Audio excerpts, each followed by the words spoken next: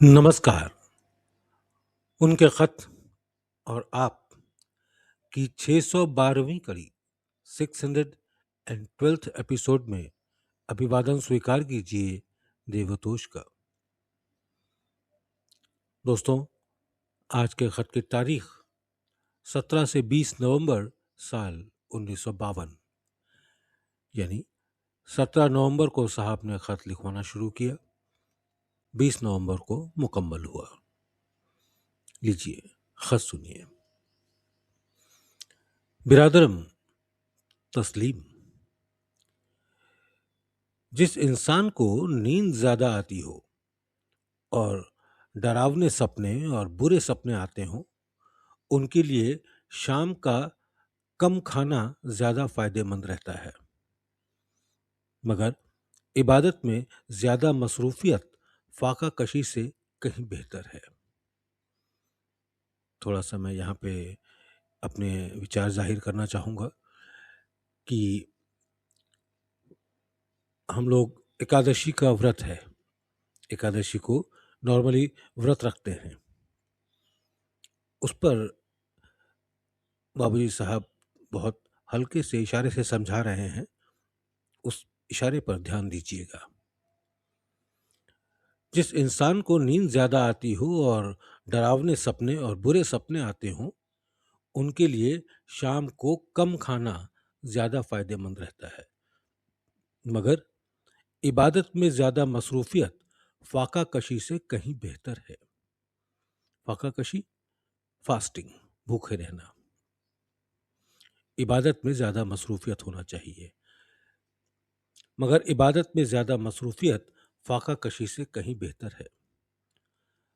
मगर फाका कशी करते हुए भी अगर कोई मशगूले इबादत ना रहे तो महज मन का समझौता रहता है।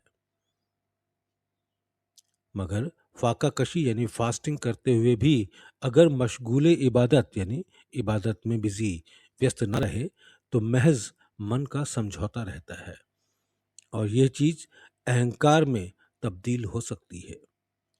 खुदा बचाए। जज साहब को जो तरीका बताया है ठीक है। पंडित जी को कुछ फायदा जरूर हुआ, मगर नहीं मालूम कि वो अपने आप को कितना खराब कर चुके हैं। उनके लिए न जाने मैं क्या क्या चाहता था और क्या हो गया। ये पहला मौका नहीं है। इनिशिएशन के बाद जब हम आप इलाहाबाद पंडित मिश्री लाल जी के यहाँ शादी में जाने वाले थे, उस वक्त भी एक हल्का अटैक वो गुरु महाराज पर कर चुके हैं। पिछली खत व किताबत से पता चलेगा। मैंने उनको लिख दिया था कि ये मेरे गुरु महाराज पर अटैक है। इसके आगे और कुछ लिखा था, जबकि बड़ी लंबी चौड़ी करस्पॉन्डेंस उसके मुतालिक भी रही। अब की बार कहीं उससे ज्यादा तजावुज कर गए यानी बढ़ गए। तही दस्ताने किस्मत राचे सूद अज रहबर कामिल के खिज्र अज आबे हवा तशनामी आरत सिकंदर रा, यानी जिसके भाग्य में कमी है उसको गुरु से भी कोई लाभ नहीं मिलता। जैसे ख्वाजा खिजर सिकंदर बादशाह को अमृत तक लेके गए, मगर वो प्यासा ही लौट आया।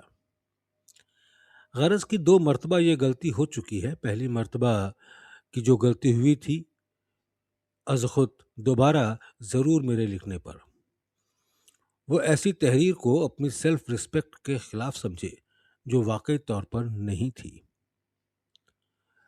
अगर पंडित जी को अपने इल्म का गुर्रा था यानी घमंड था, तो कम से कम मेरे अमल का उनको दिल से इकरार था। खैर, जो हो गया सो हो गया। अब मैं चाहता यही हूं कि वो संभल जाएं।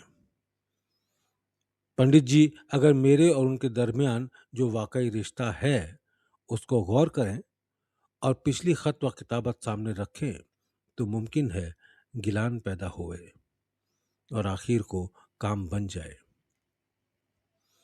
एक वाकया अर्ज है कि गुरु महाराज की लड़की की शादी गुरु महाराज के ही वक्त में हुई। हम लोगों को ये एहसास था कि रुपया आपके पास नहीं है, चुनांचे हस्बे इस्तेआत यानी हैसियत के अनुसार मैंने भी इंतज़ाम किया। मैं भी शादी में मदऊ था। मदऊ मीन्स इनवाइटेड। मैं भी शादी में मदऊ था। शादी में मैं नहीं गया, इस ख्याल से कि जो कुछ रुपया खर्च किया जावे वो शादी में क्यों न दिया जावे। चुनांचे मैं नहीं गया और वो रुपया उसी में शामिल कर दिया गया। हर मौके पर अगर ये ख्याल रखा जाए तो मिशन की काफ़ी मदद हो सकती है।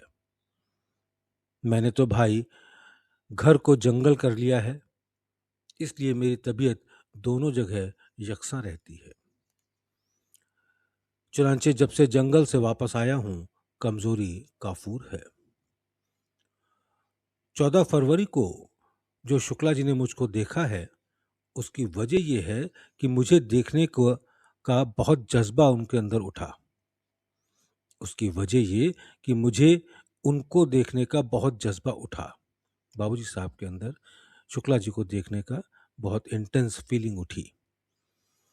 14 फरवरी को जो शुक्ला ने मुझको देखा है, इसकी वजह यह है कि मुझे उनके देखने का बहुत जज्बा उठा।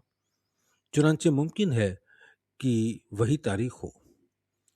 वक्त सुबह का था जहां तक मुझको याद है।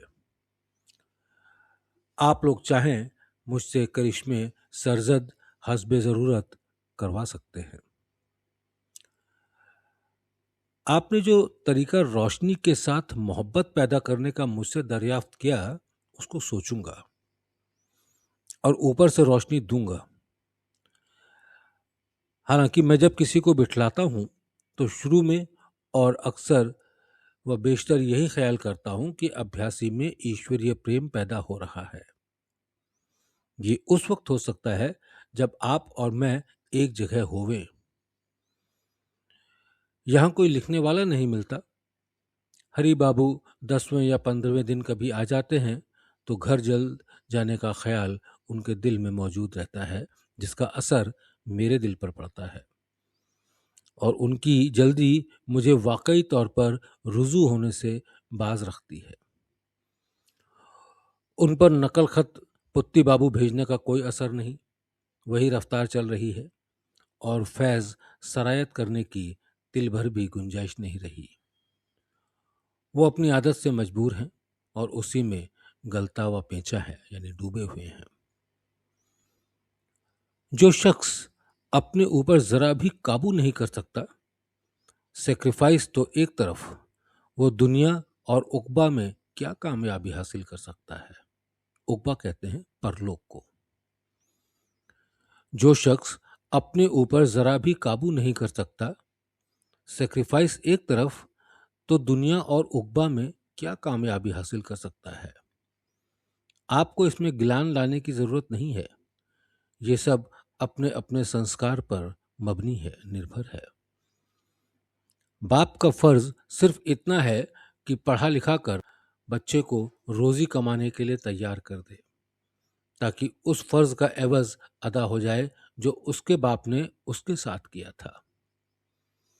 दान देना भी इसीलिए फर्ज रखा गया है कि जो चीज़ हमको दान दी गई है और हमने फ़ायदा उठाया, हम भी दूसरों को दें, ताकि वो चीज़ ख़त्म ना हो जाए।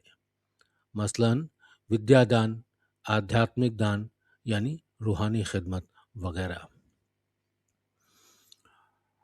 आज इसी वक्त 8 बजे रात को दिनांक 18 तारीख को ख्याल आया कि 10-20 सुतूर यानी लाइनें ज्ञान वाली किताब में और लिख दूं, मगर कोई मौजूद न था, इसलिए बातें दिमाग से खिसक गईं। ईश्वर की जब कृपा होगी फिर आवेंगी। यानी कितनी बातें दिमाग में आती हैं और कोई लिखने वाला ना होने की वजह से गायब हो जाती हैं। खैर, जो उसकी मर्जी। घर में बच्चों को प्रणाम, बच्चों को दुआ गो रामचंद्र।